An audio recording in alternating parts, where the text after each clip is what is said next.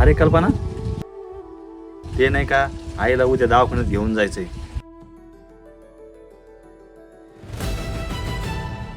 तुम्हीच बघा, ते माझ्याकडे टाइम नाही, त्यांचं रोज रोज करा ना तेच आहे.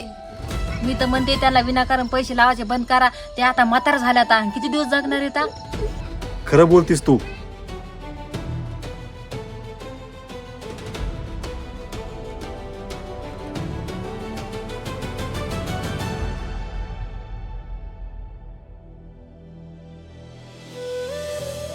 सुनबाई, सुनबाई, थोडी खिचडी करते का? मग तब्येत बरोबर नाही. सासूबाई, आता सगळ्यासाठी वेगवेगळं जेवण करायचं का? जे केलं का तेच खायचं. आई, तुला खिचडी खायची असली स्वतः हाताने करून खाय ना. तुला माहित नाही का आम्ही हिरबळ काम करून दमतो म्हणून. फिरा तिकडे हवा फिरा दमा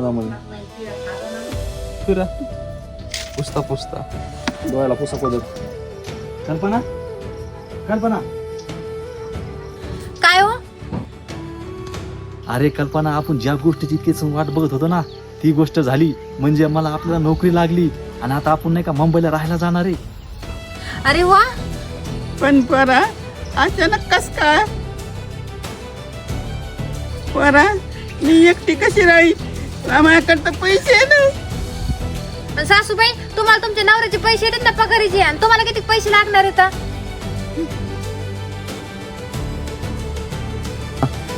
बघा ना, मला पोरं एकटीला सोडून गेले. रडा. म्हटलं आता कसं होय? काय खरं नाही.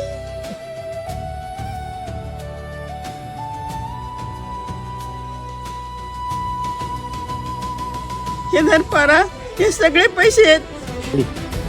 आजी, तुम्ही चांगला विचार तर केला ना.